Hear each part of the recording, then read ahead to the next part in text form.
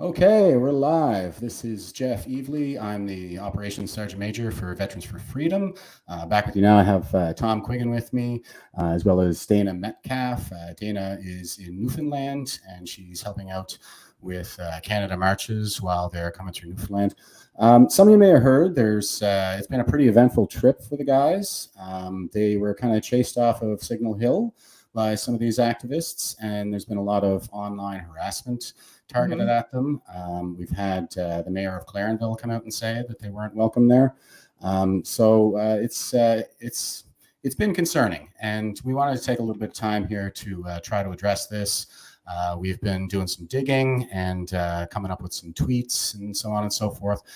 So we have quite a bit that we want to share with you here now, and we brought Dana on with us here to kind of give her side of the story from her perspective as to what's been going on and just how she's been treated.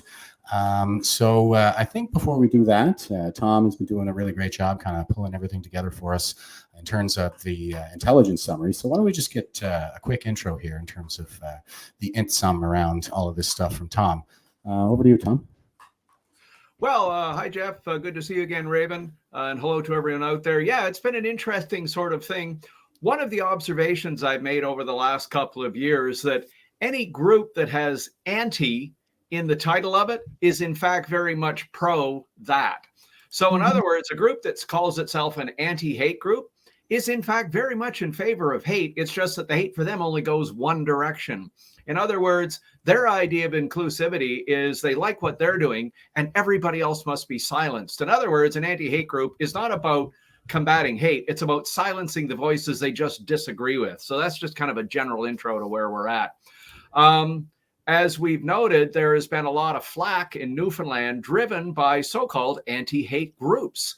And I find it particularly disturbing that a lot of the language they use when they're speaking amongst themselves on their Facebook comments or this sort of thing is actually language which, quite frankly, is racist. And I find this, on the one hand, I find it amusing that the very people who travel under the title of an anti-hate group are, in fact, incredibly hateful towards other people. And I also find it interesting to use racist terms. So for you, Raven, I've seen them refer to you as our little blackbird and this kind of stuff, a clear takeoff on your own personal background and stuff. So here's, a so-called anti-hate group. And what are they focusing on? Discriminating against other people based on their racial and gender backgrounds.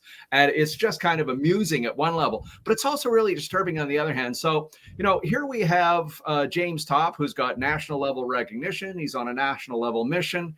And there are organizations such as, the mayor has been noted, Signal Hill's been noted, the Legion's been noted, and a couple of other places that are saying, oh, well, we can't have him here because, he's a member of a hate group. And we know that because we were told that. So when I did a dive down into this and said, how many people are actually behind the so-called anti-hate network in Newfoundland, whatever, as far as I can tell, there's like 3 or 4 really active participants who are doing this. So what we're seeing is a very narrow group of people with an incredibly exclusionary point of view, using racist language to exclude people from a debate that they don't want to have.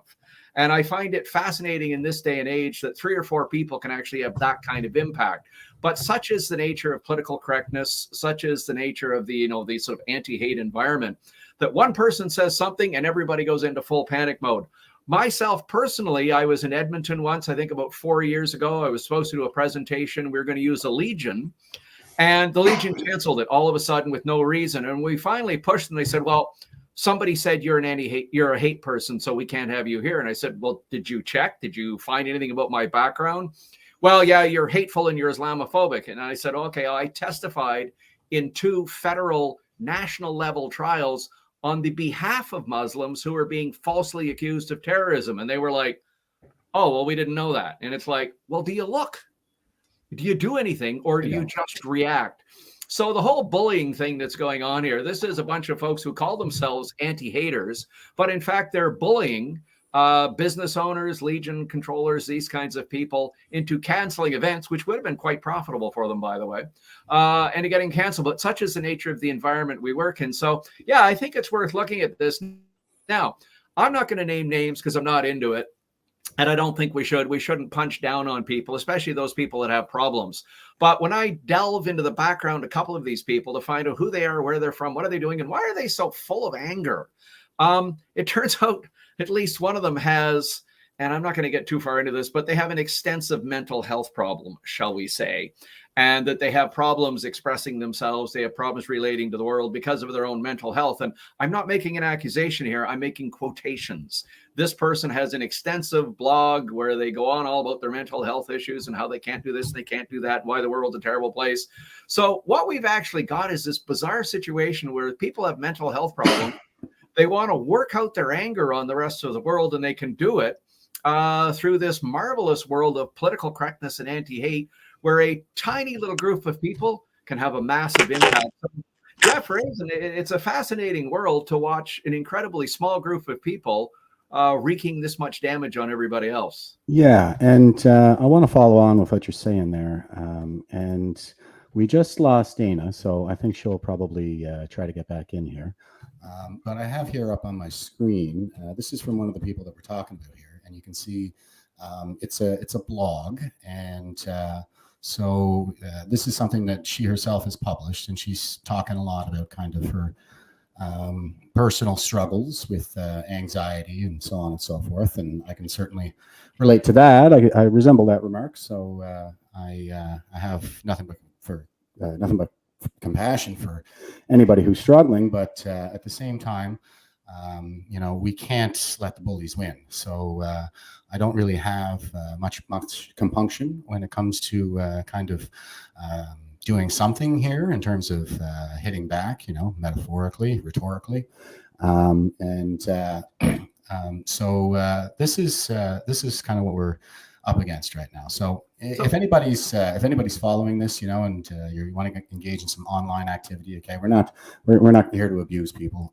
We're not here to harass people and abuse them and denigrate their dignity as a person or anything. But we're certainly here to stand up to anybody who's engaging in these kinds of bullying tactics. Yeah. One thing worth mentioning here, Jeff, I think as well, is as people in the country just become more aware of what's going on, they're exposed to more hatred. I mean, our own prime minister, just, everything you say to him, his answer is you're racist, you're misogynistic, you're Islamophobic, you're transphobic, you're, whatever the word of the day is. That's what you are, because he doesn't like you and he doesn't think you should be allowed to speak. So that's what you are. But I think what's happening is, given what happened with the convoy, where it was attacked by, the so-called anti-hate groups that actually put false information into the media in order to denigrate the convoy, and then they were caught doing it. The more the sort of anti-hate people yell and yell and yell, the more I think it's having the reverse effect. In other words, the louder they yell, the more people go, oh, this is the boy crying wolf. The first time they yelled hate, everybody kind of, oh, okay, that's pretty bad. The second time they do it, the third time they do it. And now I think we're starting to see a reverse effect. So watching social media, watching the responses, I think the anti-hate group has been successful in canceling a couple of events. But what they've done is they put James Topp and Canada Marches further up on the radar screen. They're getting it more publicity, and more people are watching this and going, well, no, this James Topp guy isn't actually a bad guy. I don't get why the anti-hate groups are yelling at this guy so badly. So there's this kind of reverse effect starting to occur, kind of a Streisand effect, almost kind of a thing in reverse, that the more the anti-hate groups yell, hate, hate, hate, hate, hate, the more people start to look at it and say, well, what's actually going on here? I think I need to delve into that. So in a perverse kind of way, the bullying tactics that they've been taking are now, I think, have gotten so extreme, it's backfiring on them. So, again, you don't want to wish anybody ill, but you kind of look at it and go like, keep going, guys. The more you yell, the more you help us. But anyway, Jeff, that's just an observation based on the last, 6 or 7 months worth of this kind of stuff.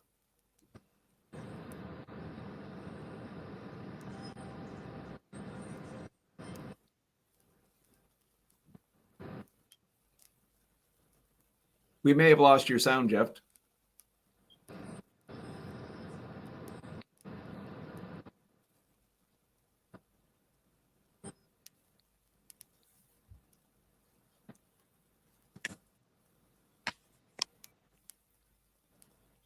I think you're back. No. My phone just had a heart attack because it's 37 degrees in Newfoundland. Can you believe that James is marching in this weather? 37 degrees? Is that the actual temperature or the humidex? The humidex, like my phone literally just had a stroke. It said you can't come back on until your temperature cools down. Wow, that's unreal. The last time I was in Newfoundland, I did a motorcycle tour up to L'Anse aux Meadows in the extreme north of Newfoundland. And they were going on about what a hot summer it had been, and it was 23 degrees centigrade. Mind you, that's way up at the northern tip at the Viking camp. But wow, 37 degrees centigrade. The hottest day of my life that I remember was in Croatia during the war. We were in the southern part of the country on the coastline.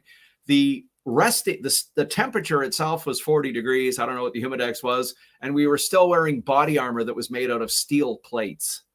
Wow. What a miserable couple of days that was. But anyway, I see Jeff is still trying to get his sound back here. I don't know. I can't hear him. I can see he's talking. So maybe he'll come back up here shortly. In the meantime, I can tell you a little bit about what's happening in Newfoundland for the anti-hate people until we're ready for Jeff. I met the anti-hate movement relatively early on, and especially when I ran for member of parliament in the last election. And it became quite obvious because, I've spent 5 years in the humanitarian industry, pioneering breast cancer calendars, doing advocacy, and essentially I was one of Canada's sweethearts. I've been talked about in the House of Commons, the House of Assembly.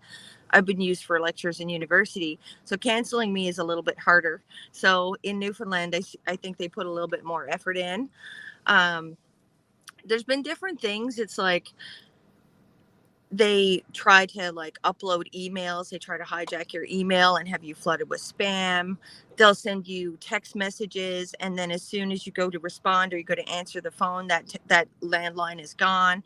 Now, the fascinating thing that most people, I think, don't realize about antihate.ca is it's actually a government-funded program.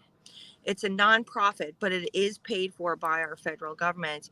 And if we notice, as time has progressed, especially over the last 5 years, there's become more segregation and separation between everybody. In my world, there is only one race, and that's the human race.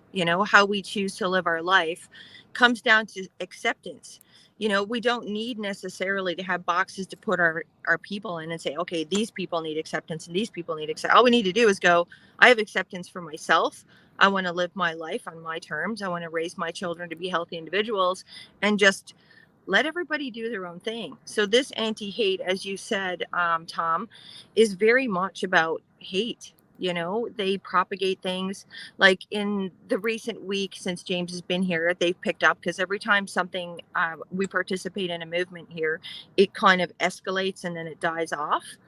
But for instance, how they manipulate the media. When the First Nations children were found all across our country, I held what they called a candlelight vigilance on Topsail Beach, which is a beautiful beach here. We invited the native drummers. We lit fire across the beach. We had free ice cream and stuff for kids. And we did a sunlit ceremony with a prayer ceremony. And then later on, we burnt wedding dresses to uprise women from spousal violence. So the anti-hate movement here in Newfoundland has mashed those two together and say that I burn red dresses.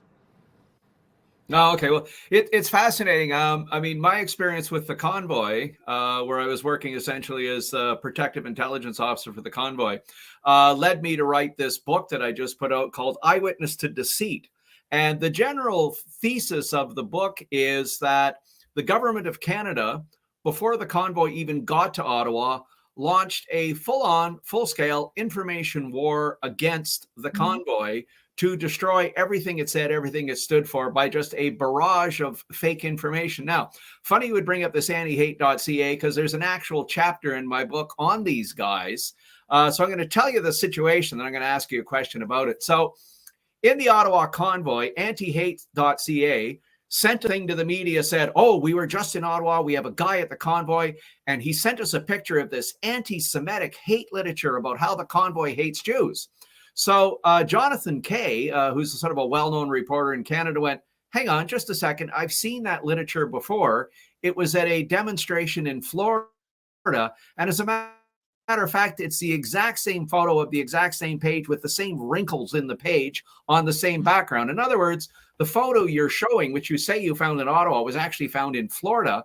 In other words, this is fake information. But by then it was almost too late. The information was into the mainstream media. Oh my God, the convoy is anti-Semitic. Can you imagine these horrible truck drivers are anti-Semitic and the damage is done? So when anti-hate was sort of drilled on this and they were asked like, what's going on? It came up that, yeah, well, it was sent to us by a guy. We don't really know who he is, but, you know, we really thought it was real. So it's not actually our fault. So my question to you is, the attack on the convoy was very clearly constructed, motivated, and run by the government of Canada in a very consistent pattern. So do you think the activity you're seeing in Newfoundland is a local anti-hate group doing their thing? Or do you see this as part of a larger kind of coordinated government effort or a government anti-hate group effort coordinated right across the country? I absolutely think it's a coordinated effort across the country. I've done some digging into the anti-hate groups here in Newfoundland, and we even have people that are here from Sarnia, Ontario, which seem to be the leaders of one of these groups for sure. I've also kind of received, which I've shared with Jeff, some information that came out inside of those groups referring to themselves as of different agent numbers. So they're operating as a system and as a moving body, because it made reference to, like, I'm not sure which agents are in here.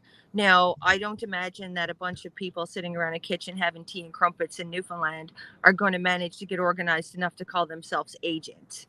So I would definitely say that it is an organized effort for sure. And it seems to be like they're following the trend. Anytime that there seems to be something coming, they jump on the wagon and they start to launch their mission, which was very much happening here in Newfoundland prior to James' arrival. Yeah, I just put up on a screen. This is some of the messaging that you sent me. This was your personal phone, right? That people were sending you texts to? Yes. Yeah. Okay. Yeah. So there's some pretty vulgar stuff in there, you know, and we're not dealing with good people here. Here's the tweet. Now, I just showed the article. This was from the blog. This is the blogger that we were just looking at here, who was writing about her issues with anxiety and all that. So we probably are dealing with some troubled people, obviously, but this is really a matter of self-defense and of mission success, really. So here she is tweeting. Yes, we all know about Dana Metcalf and her big plans here. She seems to have forgotten that you can't just have an unsanctioned event on at Parks Canada grounds without the appropriate permission and approvals. She hasn't gotten those, and she won't get them. So I'm pretty sure I know what the response is already. But Dana, what can you give us on that? Well, for starters, even the same in Ottawa, we've always had full cooperation with local municipal police. We were sanctioned by the RNC here in Newfoundland. They offered us a guide through the city to make sure that traffic and people were safe. In regards to Parks Canada has always allowed people to hike up and down. There's lots of running rooms and different organizations that congregate up there all the time. So these type of pieces is what they launch to deter people from coming, because they're afraid. The problem with the world right now is we have so much fear, right? Right. So what they're doing is they're trying to deter people from participating in fear of getting in trouble. They're trying to scare people into getting vaccines. They're trying to scare people to accept the gas prices.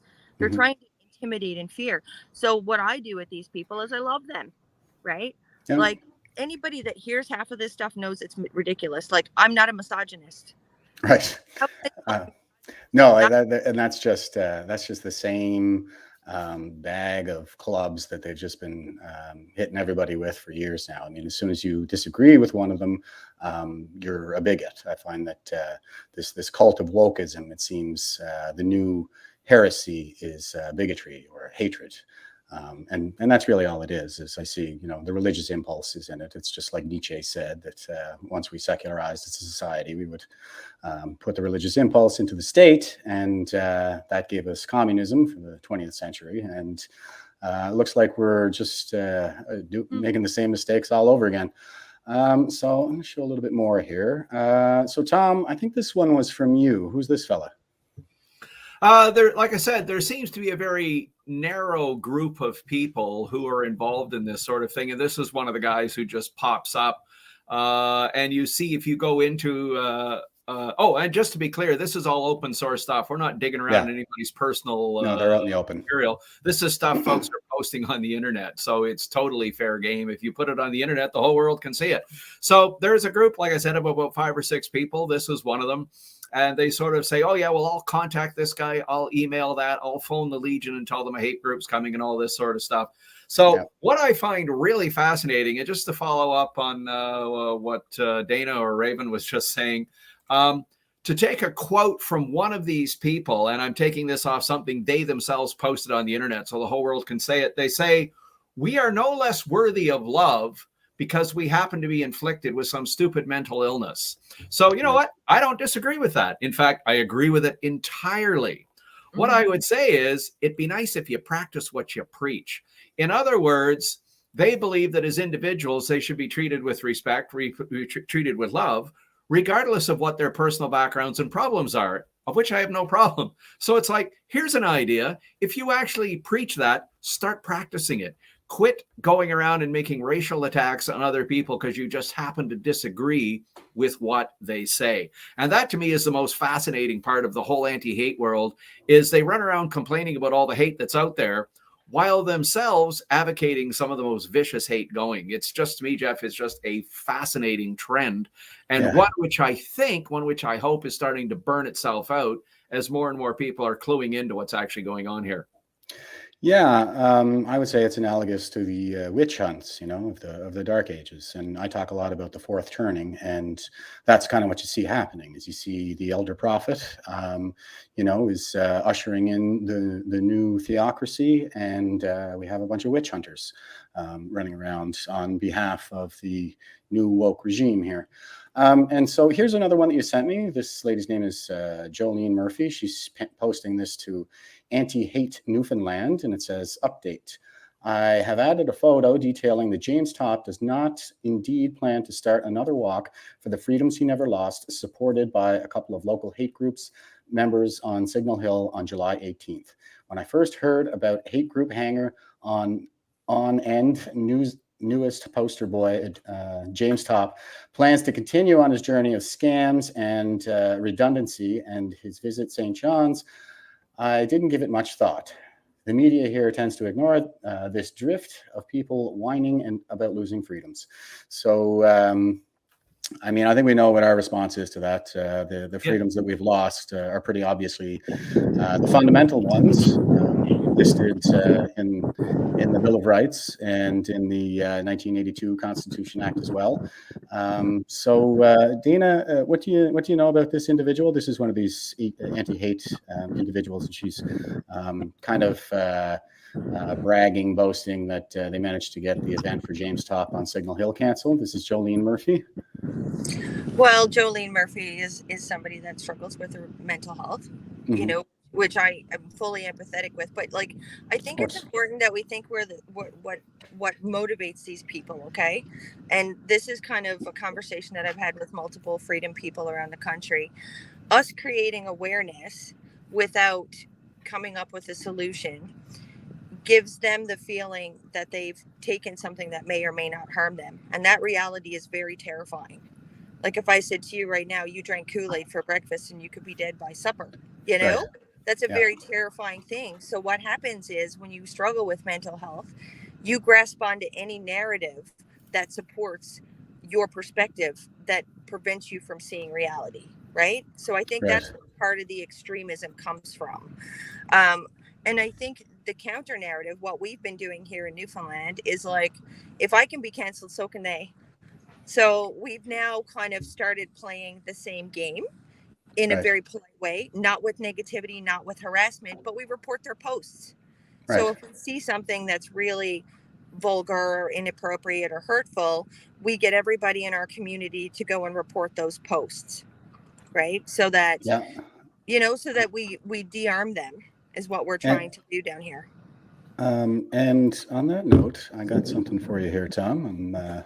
Yeah, This was just something. to follow up on that, as we're bringing the next thing up, one of the things that fascinates me completely with the anti-hate groups, and in this particular example, her posting says, you know, he's complaining about freedoms he hasn't lost. And they make that as though it's just an absolute statement. It's like, no one's lost freedom. What are you talking about? And of course, we've lost mobility, which is a guaranteed charter right. We've lost freedom of speech, which is a guaranteed charter right.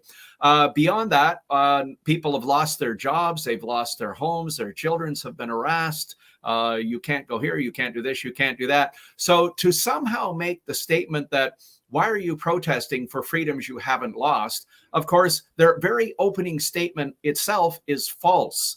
And I've testified in federal court, criminal court, I've testified in immigration court, and I just know from court experience and having watched people, if you make one false fact statement in your opening statement or in your opening argument, everything else crumbles. So I would say to these folks, if you want to go around and saying, well, he's protesting for freedoms he hasn't lost, well, try getting back into Canada right now. Try getting through Pearson Airport. Try getting a job somewhere if you're not double vaccinated. In fact, our freedoms have not only been lost, but worse than that, they've been taken away through mandates. And people tend to forget that the mandate is just some bureaucrat in Ottawa makes a rule. Everybody has to follow it, and we have no idea why. Now, if these mandates, quote unquote, had been passed by Parliament, if they'd been voted on and there was a new law, I would still not like it, but at least it's the country's law. And maybe you're sort of forced to respect it or not if it's a law. But in this case, it's not even a law. It's just some bureaucrat made up a thing, and now we all have to follow it. And people have lost jobs. They've lost families. They can't go to weddings. They can't go to funerals. People have died. So, you know, to say you haven't lost any freedom is just a blatantly false statement. Ergo, everything else you're publishing to me is wrong. Right. And I guess I would just amplify that by saying that, Nobel Prize winning economist Friedrich Hayek wrote in The Constitution on Liberty that what we mean when we say a free society is that it is free of coercion. So by that standard, Canada is no longer free. And James Topp also addressed this point on, well, the mandates are over. The fact of the matter is the mandates are suspended. So this sword of Damocles is kind of just hanging over our heads right now as we're going into the fall, when we expect to see more coronavirus activity and $18 a pound beef going into the winter. So this is obviously a recipe for disaster. And I wouldn't be, where are they going with this? Are we going to have to be vaccinated to stand in the bread lines when they come? So that's the level of coercion that I'm particularly concerned with right now. And also there was Brian Peckford there, our honorary colonel at V4F, who is the party to the charter challenge that's currently underway. And he pointed out that, this issue of mobility, like people will say, oh, well, you still have mobility, you can go wherever you want, but you just can't get on a plane, you can't get on a train, so on and so forth. But Brian Peckford, who was there when that Constitution was written, and one of the original signatories to it, he pointed out that, well, it was crafted in the modern era. Like, we had all of these systems of transport at that time. It's not like they didn't foresee the invention of the airplane when they wrote the Constitution. But I just want to go to what's on the screen here, because I think this was something you sent me there, Tom. This is hydrogen hydro fueling our future. So I think this is one of the employers, actually, that these people work for. And, since that's what they're doing to us, I don't really have any compunction about doing it right back. I draw the line where it comes to abuse and, denigrating another person's dignity and coercion. But as far as these campaigns go, if it's good for them, then it's good for us. So who are we looking at here, Tom Quiggin? Well, one of the folks who's been a leader in this whole thing, and perhaps an agitator would be a better term, actually appears to have a relatively responsible job with a rather serious company. And this company you've got up on the screen here is a multi-billion-dollar kind of outfit. And their primary job, at least their primary function in Canada, I think it's an Austrian-based company, but their primary job in Canada is they install these super heavy-duty equipment in hydro dams. So when you see these monstrous great hydro dams in like Newfoundland, Labrador, those sorts of things, and you see these huge generators and the huge transformers and all of this stuff, this is these guys. This is what they do. That's the kind of work they do. Plus they do upgrades, repair, maintenance, and all that sort of stuff that goes with it. So I find it fascinating that people that work for responsible companies, this is what they're doing in their private time. Now, there's no law against, working for a company on one side of the street and then being involved in political activity on the other side of the street. If you work for General Motors, you can go out and organize for the NDP to have a better union or something like that. No problem there. But I do find it interesting that some of these folks are using racist terms. They're denigrating people because of their Indigenous background or whatever. And you kind of think, wow, if you're going to call yourself an anti-hate group and you're going to work for a major corporation, I think you need to kind of keep your rhetoric up at a certain level, stick to the facts, and go after people based on the reality, rather than sort of denigrating and drawing yourself down into the world of using racial slurs against people like Dana here, referring to her, as our little blackbird and all this kind of stuff. It's just like, oh my God, really? This is where we're at. But yeah, it draws that sort of modern world we're in, where Disney employees, for instance, at least a minority of them, are agitating that Disney should be doing more, films about child sexual exploitation, more films about drag queens and all this kind of stuff. So again, it just kind of brings up another modern issue. If you work for a major corporation, it doesn't mean you can't be a political activist in your community, but where do you draw the line between the two? And if that line happens to wander over into bullying or advocating hate or using racist language, where does it put the company? It puts the company in an awkward position, because obviously they don't, they want their employees to go out and work for food banks. That's great. They want their employees to go out and advocate for a greener environment, because this is what this company does anyway.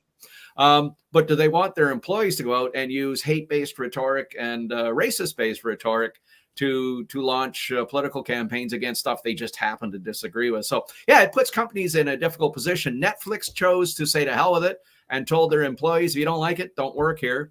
Disney is having a struggle. They can't figure out where to find the happy ground. They don't know, at what point do you tell your employees it's great to be politically active and do stuff, but at what point do you tell your employees, you can't do that? So anyway, it's just another modern issue brought up by social media, brought up by political correctness, and it's just playing itself out once again, Jeff. So yeah, interesting little side trail there.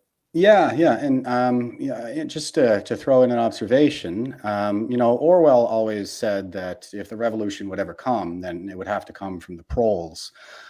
Because I think that's because what we see here in the modern era is this cult of wokeness is really something like a hobby horse of the affluent. These aren't really the downtrodden types. And what we see, in this kind of palace coup that's apparently underway, is a lot of the folks on the authoritarian side, they're always trying to outdo each other. There's a lot of doubling down and going further and further and further, because they're all ambling for their place in the hierarchy in the new regime. So we can expect it's going to continue to spin faster and faster, and get worse and worse. Personally, I'm tracking a theory that says we're not getting out of this before 2026. But that doesn't mean we shouldn't try to speed things up a little bit. So I'm going to show. Go ahead. Can I insert something here? Because I'm a couple of conversations, a couple of spiels back behind you. When we talk about freedom, okay, I'll tell you, I would like to explain what freedom means for me and what I absolutely, as a mother and as a member of society and as somebody who is fully engaged with the community for such a long time. We're going to lose the ability to have the future for our children. We've already lost the rights to help them make informed, quality medical decisions. Our children can come home vaccinated without our consent, without the ability to find the knowledge and resources to do that properly. We're losing the ability to have a participation within the schools in regards to what materials they see. For example, my son is a Christian. I'm not even a Christian, but my son's a Christian. He found his own faith. And during Pride Week, they brought in 3 transgender community people to talk about how God was bad. Right. Because because he doesn't reject that. So, but as parents, we're not even allowed to participate in the school system at all to have an understanding of what our children are being exposed to. So this fight for many people, when we talk about freedom, they think we want to go on airplanes. No, I don't want to go on airplanes. My children have lost 2 years of their lives already. I've got a 15-year-old that the second thing out of every little girl's mouth is, are you vaccinated? You know, I've missed birthday parties. I've missed all of these things. And the freedom we're talking about is the freedom to be able to maintain a family, because their families are being segregated. Yeah. And, all of this comes down to basic principles, I think, is what we're talking about. It comes down to the kinds of principles that make us who we are as a society, like bodily autonomy, for example. I mean, the only thing that makes it my body is that I get to say how it is used. And it's nobody else's business. That's the way it was when I was a kid. We used to say those things like it's none of your business and things like that. But I want to have an abortion right now. I could go have it. If I was struggling with my mental health, I could go to my hospital, and within a week, I could have an end of life process mobilized to end my life. Good point. But if I have a vaccine which does not benefit anybody, right? I don't have the option not to take it. And you can't say my body, my choice with vaccines without saying my body, my choice for abortion, my body, my choice for marriages, my body, my choice for everything. So all these people that are watching this live stream need to figure, do you want to maintain those rights? If you're a gay man or a gay woman, right? You've been given those luxuries with the Canadian government at this point. But if they take full control over our country and our bodily autonomy, there's nothing that's been done that can't be undone. It means we're in a place in history right now where we're not just giving up plane tickets. We're giving up the ability to govern over our own lives and to design a future that our children can prosper at least as well as what we have. And I think that's the message that we need to send to these anti-hate people. And if they think they're going to cancel us, if the government didn't cancel us after 28 months, calling somebody a blackbird or trying to give us a hard time is not going to do it. And they need to know. And they need to know that they're going to have to be the ones that quit, because it's not going to be us. Yeah. Great comment. And that I think is what it really comes down to. Like on our side, it's just about showing courage, right? I mean, I think that's sort of James Topp's message as well, especially just sort of, if I could paraphrase something he said during his speech when he arrived at the monument, is, like, I can't do this myself. It's not about me and what I do. I'm just showing that, this is something anybody can do. You just have to show a little bit of courage and not be afraid. So I think that's kind of what it's really down to at this point, is we're talking about basic principles and getting back to who we are as a society, getting back to our basic principles. I think one of the things that's followed out of this, just following up on that, Jeff, is, even in this context here, James Topp and other people, they're anti-science, they're anti-vaxxers, and why are they allowed? And this one woman is going on about, she's so angry with the province of Newfoundland because she can't get her fourth shot because she kind of lives in Ontario and travels to Newfoundland back and forth. And finally, she's so happy the province of Ontario will give her fourth shot. And isn't this wonderful? And you kind of look at it and go, we're getting called anti-vaxxers and anti-science. And I've actually started carrying this book with me again. And I carry it wherever I make a speech or something like that. It's my International Certificate of Vaccination. And just so people know, it keeps track of all the vaccines I've had. And, there's a whole page of them here and another page of them there. And then guess what? I have a second book stapled into the back, which is another book. Why do I have a second book? Because the first book is full. I've had so many vaccines that my book is full and I've got to go to the next one. So my problem with this, people, is they say, well, you're an anti-vaxxer, you're anti-science. I follow the science. And it's like, no, you don't actually. You follow government diktat.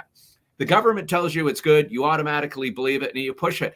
And I find it so incredibly funny that they're lefties. And the reason I find it funny is it used to be the lefties that said, don't trust corporations, don't trust governments, question everything.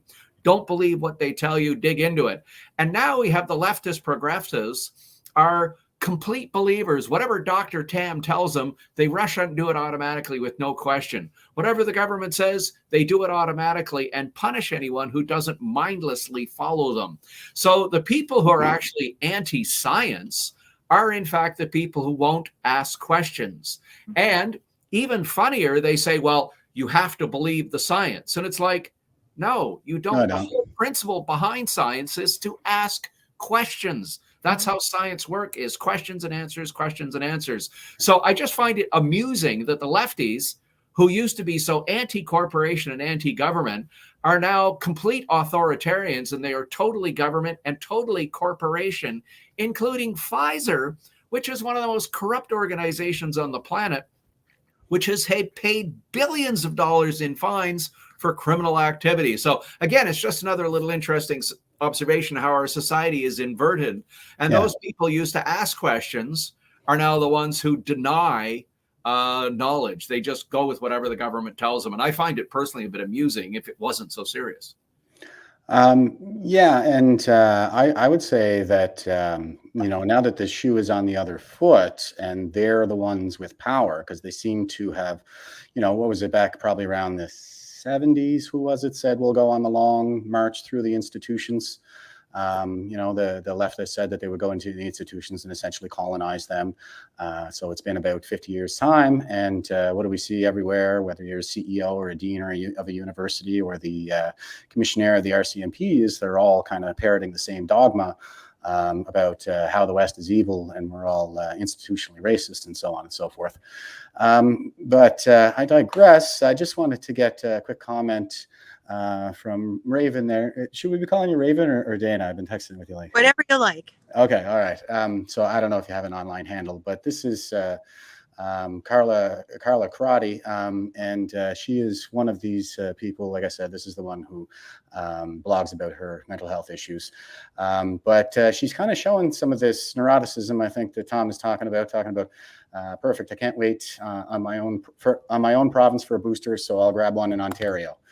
So she is just a little booster lover. And here we go. Second booster booked for next month here in Ontario. Sad we can't count on at HCS Government Newfoundland. So are you seeing a lot of that in Newfoundland, Dana? Is that shift now? And I think I have a solution to part of our problems, believe it or not. So. Okay. I asked myself, because I've been talking about vaccines from the beginning, because I had an opportunity to talk to Jessica Rose, an immunologist living in Israel. She kind of gave me a poke early on in the game. And we were all like really, really trying to get people to slow down and pay attention. But then they created these circles going, I'm vaccinated and I'm going to be a hero, right? Mm-hmm. So then it became a trend. So everybody who may not be an overly confident person, that may not have had a big social circle, that may... I wanted to do something bigger in their life, went and got vaccinated because they wanted to be a hero, right?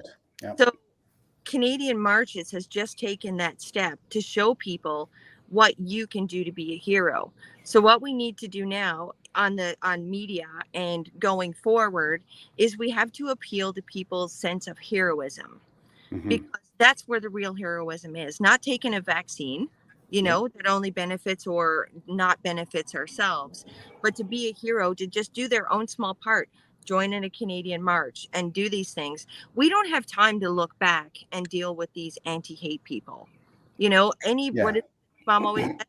Any news is good news, right? Any publicity is more publicity. So the more that these people chirp, they don't realize that they're creating awareness for us. So when they mention Blackbird, people will come find me.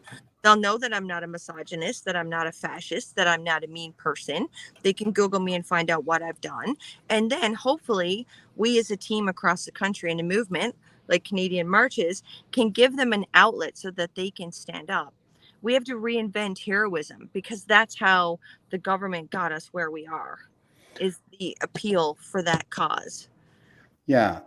And I would say that basically what they did with that call to action to be a hero was they essentially inverted the paradigm. I mean, getting on board with the big guy is not being a hero. It's standing up to him. It's punching down. And like you said, it's punching up. And like you said, a lot of people are just kind of capitulating to the mob, I would say, and they feel that safety in numbers. Now that they're on the in group, now that they've taken the blood sacrifice and shown their fealty to the state with the face burqa, they're on that in group now, and so they feel some safety in those numbers. And what I would say to those people is that you feel safety in your numbers now, but one day the mob will come for you too. And when it does, you'll be powerless to stop it, having been stifled by your own decisions. So, I think if you want to reinvent heroism, the way out of this thing is to stop boosting. People are staying sick longer with the third booster. People are getting sick way later in the pandemic than they should be. We should all have natural immunity by now, and Omicron was the one to do that with. So there is absolutely no need to incur the risk of a novel technology flowing around in your blood.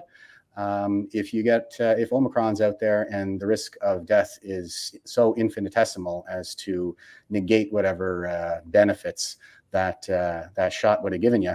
So what heroism is right now is it's standing up to that mob and refusing the booster. That's the only way out of this, is when everybody stops boosting. And no fear. We don't need to fear them. No. I mean, the whole thing about, Shag Trudeau and all that negativity and stuff, it's time to leave that behind. Yeah. It's time to leave that behind. It's time to move forward and to present solutions, right? You can't say to somebody, oh, you've had 2 vaccines and you might have antibody enhancement in the winter. I'm going to lose them. I'm going to say, you've done what you did for the right reasons, but please don't take any more. And there are people working in our country like James Topp, Taking Back Your Freedoms, Canadian Frontline Nurses, to help us find solutions to those problems. Something interesting happening right now. I don't know if you picked up on it or not, Raven. There's a guy here in Ontario, Dr. Moore. He's essentially the chief doctor for the province of Ontario, if you will. He's a provincial bureaucrat. He was asked a question about vaccinations, and it was focusing on vaccinations for youth. And he made an absolutely stunning response, and people haven't quite figured out what he meant yet. But he actually said that with young males in particular, there's a risk of myocarditis. And he says it's only about 1 in 5,000. But he said at a certain point, you have to question whether it's worth it or not. And you have to make your own risk assessment as to whether or not you should take the therapeutic. He didn't even call it a vaccine. He called it a therapeutic. And at the same time, he said you have to do your own risk assessment as to whether it applies to you in this particular set of circumstances. And I'm just waiting to see what happens to him. So I see this coming out in 2 ways. One, he's just committed a terrible act of heresy. Yep. He has spoken out against these elders, and they'll kill him. In other words, he'll be fired by September 1st. We'll have a new chief doctor. Alternatively, the province of Ontario, the Canadian Armed Forces, and a number of other organizations are starting to back away because they recognize the dam is about to break. They realize that the vaccine's not working quite as they hoped. And not only that, not only is it not working, that it's actually damaging people even worse. So the province of Ontario, for instance, this month quit reporting hospitalizations by vaccination status because they recognized people with 2 vaccines were being hospitalized, but people with 3 vaccines were being heavily hospitalized, including winding up in ICUs for COVID. So I think that dam is breaking. The people who are juice monkeys that, I got to have a 3rd shot, a 4th shot, I want the 5th shot. The juice monkeys, I think, are going to start to realize this summer and this fall that not only is the vaccine not helping you the way you hoped it would, in fact, it is rendering you not only more vulnerable to the next strain of COVID, but it's rendering you more vulnerable to any disease that happens to come along because the mRNA technology, which isn't really a vaccine, it's a therapeutic, is actually damaging you. So I think James Topp's timing on this and your work with him is fascinating, that you're going to be doing this while the dam is breaking. So I would encourage people to keep pushing against the dam, keep pushing the science ahead, keep pushing the data ahead, because the data itself, the actual science, the actual knowledge is strongly suggesting that the vaccines should have reached their limits a while ago, and in fact, maybe shouldn't have been used at all. But anyway, interesting time. I think the rest of the year is going to be fascinating that way. Absolutely. And, I'll point out the irony here because it was always the case that everybody had to do their own individual risk assessment. Like this isn't some great revolution in thinking or anything about epidemiology. And I also wanted to just put a fine point on this idea that we're not punching down here. Okay. This is Carla Crotty, who's in the center of all this on the CBC. So she's a contributor. It says Carla Crotty is a freelance writer in Conception Bay South. So this is somebody who is deep inside the machine, especially when it comes to the propaganda narrative. She is a propagandist, after all. So I think that she really believes it as well. I think that that's kind of what we're up against. Like I said, it's kind of it mimics a cult, and the religious impulse is kind of driving people to derangement at this point. So I think she really believes it, and she's also something like an elite in the area. She's the one who's putting a lot of this out there. So anyway, I just wanted to make sure everybody understood that, and I think I'll go to Raven for another comment on the kind of experience that she's had with this individual. Raven? Well, really fascinating is when we're marching and when all of us collectively together, people that are in support of trying to put our country back on the wheels, people don't realize that we're trying to support their families, right. And do.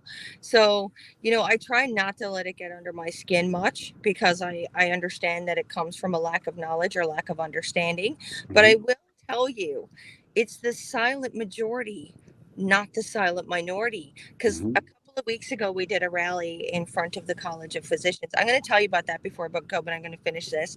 And I was at the end of the line, and people drove by in a CBC truck and gave us a thumbs up. Wow. I almost fell off. Okay. And I was like, did I just see that? I can't believe I just seen that. Is that absolutely possible? Is that possible? So yeah. I went down to the end of the other line, and the guy looked at me and says, did you get a thumbs up from CBC too? And I was like, we did. I've been reached out to do interviews from reporters. There was an incident where I got targeted because I get on their heels about, we've got the extortion charges and all that stuff going. I'm always doing stuff down here.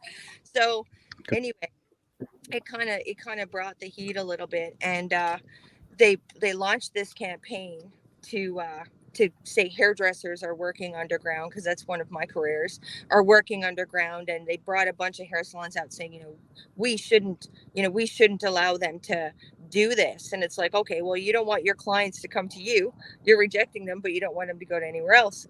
But the reporter called me and says, hey, are you cutting unvaccinated people's hair? I said, are you asking me if I'm breaking a crime? She said, no, that's not the question. She said, are you cutting unvaccinated people's hair? So I went on and I said, well, no, I'm not committing any crimes, but I'm in support of the Charter of Rights and the rights and freedoms and the rights to bodily autonomy. So no, I'm not breaking any crimes. And yes, I cut people's hair all day long. So after a brief 20-minute conversation, she says to me, because I explained to her how this is about her family as well and how things can impact her. And by the time we were finished, she said to me, CBC will never allow me to write anything positive about you. She said, but I also don't want to do you any harm. She said, so what I'm going to do is I'm going to pretend like we never had this conversation. Wow. Wow. It's a really sad state of affairs. That is for sure. But at least we're seeing some of those signs that the tide is turning. And it seems to me like it's not the rank and file. I say that quite a bit. It's not the troops in the military that are the problem, and it's probably not the beat cops that are really the problem. The problem seems to be leadership across the board in all of our institutions. And I'll plug for my theory again, like I always do. I blame the boomers. There's something you can look up on that. It's called Strauss-Howe generational theory that predicted the current crisis in 1990. It says that the boomers follow the same generational archetype as Stalin. So that's kind of what I see happening right now. Is essentially we have a new theocracy around the state, and these folks at the CBC are, I'm going to say, complicit in the current issue. For going along with a lot of this propagandizing, this intimidation, all of this stuff. But I have a tweet here from the Legion, since we mentioned them. And here it is. Now, one thing I'm going to say about the Legion is it's just like any organization. It really depends on the people the people that are running things. So every branch is a little bit different, and this is not a wholesale condemnation of the Legion or that institution. It's supposed to be there to support veterans, but we seem to be seeing a few branches who are failing in that regard. So we're going to call out the wrongdoing where we see it. Here we have the Royal Canadian Legion from Pleasantville Branch 56 in Newfoundland. It says, FYI, there is not a gathering this week with James Topp. He is not welcome at our Legion. So this is a serious veteran who's got some serious overseas deployments. He's been in war zones, and he's seen civil war, incipient civil war on some of his deployments. If I'm not mistaken, I think he's got about 6 or 7, something like that, served his country for 26 years. And we have a Legion that ostensibly exists entirely to provide this kind of a guy with social support. And he's being discriminated against, presumably on the basis of his political belief, which at least in Nova Scotia and some other provinces is prohibited grounds for discrimination under their provincial human rights code. This is really kind of unprecedented. And I'm wondering what things were like on the ground there, Raven, when all of this was going down. Well, we were actually invited to the Legion first. Not even kidding. We were invited first. So we had the first venue canceled, the second venue canceled. One of our members of our groups came and said that she had just left the Legion. The Legion welcomes him with open arms. There's no way the event would be canceled. They offered it up the same night, which would have been on Monday. And anyway, we started the ball in play. So that wasn't crushed by that Legion. It would have been crushed by somebody that coordinates or organizes that Legion. And I should let you note as well that I think from public pressure that post has now been removed. Yeah, it has. Yeah. Because I fundamentally don't believe it is our people that are here. I do bring it back to the leaders of our governments, our corporations, and the people who've got skin in the game. Right. It seems like they're all kind of covering for each other at this point. And there's no sign of any independence of the institutions. They've all kind of been colonized, and they're all supporting the same narrative. Interesting times in which we live. Tom, did you have any more information on what's going on with the Legion there? I hear that people have been calling their local legions. I think that that's probably a pretty good activity to engage in. And I'm not saying that anybody should be harassed or abused again.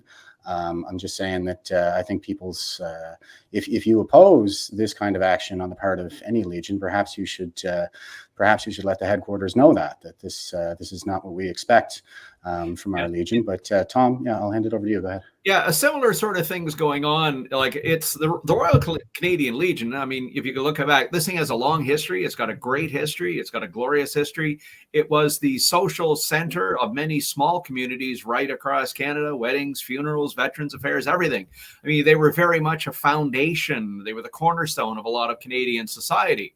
So a lot of respect due in their direction because of that.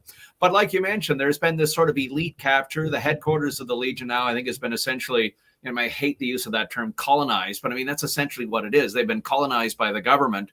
And now they're like everybody else. It's like, oh, what would Trudeau think if this happened? Well, we better follow that. So we see this problem with the Ottawa Police. We see it with the Legion. We see it with the RCMP. When you deal with the rank and file, when you deal with a sergeant in the Ottawa Police, you're dealing with a rational human being who can see a balance in everything in life, that there's good, there's bad, and they got to find a way through it. Same, I think, goes on with the Legion, that a lot of the Legions are just run by regular people who want to do good things and they want to be a part of the community, and they see the Legion as a tool to do that. But when they look upstairs, they've got a problem with their leadership, who then tell them, oh, no, you can't do that because somebody at some point could say something which might be interpreted as something bad. So they just automatically have to turn and fold. So I think the answer to this is to keep shouting back at them, is to keep saying, no, we will not tolerate being discriminated against on false information. If you don't like us because of what we stand for, say so, but don't dislike us because of something we don't stand for. So you'd mentioned the CBC earlier. There's another case where I know people in the CBC. I used to do interviews for them, although I don't anymore. But most of the folks I dealt with there were normal enough in a certain way. But you look at the CBC and the convoy, for instance, and I point this out in the book I just wrote, Eyewitness to Deceit, that the CBC is a willing participant in the information warfare. They actually ran that article that said, we have evidence that shows Putin is behind the convoy. And it's because Trudeau has taken such a strong stand against Putin that, this is why the convoy is there. It's because Putin's doing it. And of course, completely evidence free, not a shred of evidence, nothing. And even the CBC finally had to backtrack on that one. What do they do a few days later, though? They bring on a guy who's allegedly some kind of cyber security expert. And he goes, I can see exactly what happened here. It's the Russian playbook. The Russians are running the playbook. And he actually said, he literally says in the interview, I don't have the evidence for this. I couldn't take it into court, but I can tell you this is the Russian playbook being run. So they give a national level platform to a guy that says the convoy is being run by the Russians, even though he openly admits he's got nothing. And then, of course, a few days later, it turns out it's not the Russians. It's big American money we have to worry about. And then, of course, after the convoy's over and said and done, it's the convoy lost the money. They don't know where it is. The money has disappeared. And of course, the money didn't disappear. GoFundMe sent it all back when they realized what a bunch of boneheads they were being. GiftSend money wound up in escrow accounts. So the money wasn't lost. It's completely accounted for. Everybody knows where it is. But the CBC is still running this information war. So I think it's necessary for us to stand up and say the CBC is full of it. The stories are false. This is what we're really doing, and keep going to that local legion, go to your local reporter, go to the local cop and say, this is what we're doing. This is what we're about. Ignore these morons and let's just push ahead. And I think that's the way to keep doing it. So there we go. Yeah, that's my kind of view on the CBC. Yeah, and I'm kind of in the business of calling out these wrongdoings where I see them. And, I've said it before, but I'll say it again. There's no shortage of frauds out there going around with medals on their chests. If you didn't get into the military to serve the cause of human dignity, then you got in it for the wrong reasons. So you're not a real veteran as far as I'm concerned. And, if you didn't stand for the principles that institution is created to safeguard and protect. So, with that, I thought maybe we'll throw it back to Raven here to maybe give us a little bit of a final thought on this. I hope things are looking a little bit brighter in terms of your interactions with the general population in Newfoundland. It sounds like you said, there are some signs that things are turning a little bit. And, I try to highlight the fact that I don't think it's regular people that are really wanting any of this. And it's not the regular people that are necessarily in the tank for the CBC narrative. But what's it been for you over there in Newfoundland on the ground as you're going through this experience? Well, I never let anybody dim my sparkle, because really it's not about me. It's about me and my journey and my family's journey and the people that I support that are on the right side of history. I think accountability is a very, very big deal that we all need to start doing. Instead of saying, yes, it's okay, or yes, that's my opinion. It's time we start speaking the truth. I've been doing a lot of work down here with that. I went to the College of Physicians 2 Fridays ago with a letter from Dr. Hoff. Listen to this. This is mind blowing. Okay. And if somebody doesn't wake up and go, this is odd, there's something wrong. So we had sent letters, emails, been petitioning to them to get some questions answered. We tabled the opportunity for a roundtable with Dr. Alexander, Dr. Hoskins, and Dr. Jessica Rose. All was rejected, all not responded to. So I went into the College of Physicians. I rang the doorbell. They were like, all the doctors are busy. That was the exact same thing that I got the last time. All the doctors are busy. So she said, you're going to have to send an email. I said, well, I've tried that and it doesn't work. She said, well, I said, I tell you what, I'll read this letter from Dr. Hoff to you. You can understand the level of urgency, and then it is your responsibility to carry it forward. She said, so I started to read it, and then she just panicked. She's like, okay, I'll go get a doctor. I have this on video, by the way. So anyway, she goes in, takes a right, which is opposite of her desk, to go get these doctors. 15 minutes later, they come out, turn off all the lights, and run out the back of the building. Wow. I'm a tax-paying citizen who was delivering a letter from a medical professional in British Columbia who was polite, who had stated that I've tried to connect with them on multiple levels, multiple times. Yeah. There's no police called. There's no threats of violence. That's very clear in the video, right?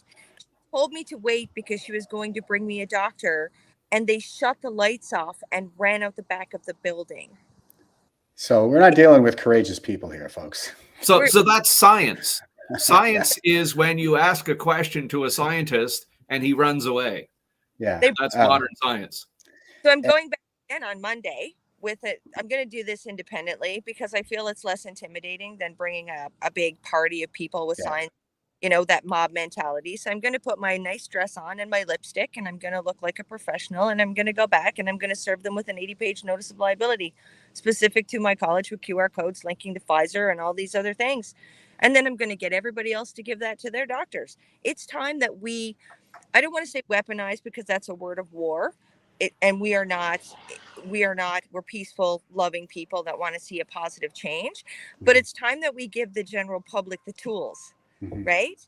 Because giving them a problem without a solution doesn't work. So I'm working hard in here in Newfoundland to give people the tools they can to go and twist the nipples of the government and the corporations to make them feel marginally irritated. Yeah. And you know what, I would say at this point, like I'm ready to swing that government around by its nipples. But yeah, I mean, I just I really like the message that you're sending out there right now. You know, that this is like, I think we have a sacred duty to safeguard the inheritance of our forefathers for the next generations. And that's what we're seeing right now is it's on that level. You know, we're losing the freedoms that our ancestors died for. And, you know, I just find it to be such a denigration of human dignity that I think those boys that died over there in Europe are probably rolling in their graves right now with what our leadership has done with their great legacy. But I also like the kind of activism that you're advocating for as well. Because, yeah, I think that there's a lot of value in just getting everybody to avail themselves of the complaints processes that are out there. I've been submitting human rights complaints nonstop, essentially, and calling them out when they're giving, you know, dissatisfactory responses. I've been submitting access to information requests for some other things and appealing them, and just making your voice heard, because the people that are in the state, you know, they're kind of in the bubble. And I did 7 years at the end of my career in Ottawa, and the most self-aware thing I ever heard any Ottawan say is that they live in a bubble. So if you want to wake these people up, we're going to have to shake them out of it somehow. And like you said, we're peaceful, but it is in a sense a war, a revolution. It's ideological. I think the battle space is ideological, and you know, our side is the one that is armed with the truth. So we're going to win. And what we really got to do is get out there and start putting the truth out there to the people in the state, to the people in our communities. And I advocate for something I call, well, I didn't make this up, but it's called radical candor, which is something we talk about in students of Stoicism type circles. And yeah, I mean, it's not the time right now to be mincing words when you're dealing with people. I like that you're going at it as an individual, so it's less intimidating, and I try to do that wherever possible as well. But when it comes push to shove in that ideological battle space, and people are, you know, gaslighting you and trying to intimidate you and stuff like that, you just start dropping truth bombs. You know, you drop some radical truth bombs about everything we've seen throughout this pandemic, on how the policies have crushed the the small business sector and forced us all down to the corporations like Walmart and Costco, so they can get that money into the publicly traded sector, where those funds are going to fund the pension funds and the hedge funds, and then those pension funds and hedge funds are going out scooping up all the residential property, turning the millennials into a permanent renting class. And you have this state that is engaging in this unprecedented borrowing that people who haven't even been born yet are going to have to pay off. So they're born into debt, owing a piece of their lives to the state. That's their labor and their time on this planet. And so that's serfdom. That's what we're looking at right now. Is we're looking at little baby Canadians being born into serfdom, owing that piece of their lives to the state. So it's a really sad state of affairs. And I think when you say it in as candid a way as you possibly can, instead of sugarcoating it, it kind of grabs people. It kind of hits them right in the feels, and it shocks them a little bit. And that's kind of what you need to do, because people are in this kind of fog of emotion right now where they're following their fear. And that's the thing, if that's what they're following, if you want to derail them, then you got to hit them in the fear, because that's what's driving them right now. So start talking about exactly what it is that you're seeing and letting people know how you really feel. You don't have to be denigrating toward them, and you don't have to be aggressive, but just be courageous. Just kind of stand your ground, be candid, be open, be firm. Firm, fair, friendly, as we say in the NCO world. So I really like that, and I think that all we need are some more people like you to stand up out there, Dennis. So thanks a lot for what you're doing. Absolutely, thank you.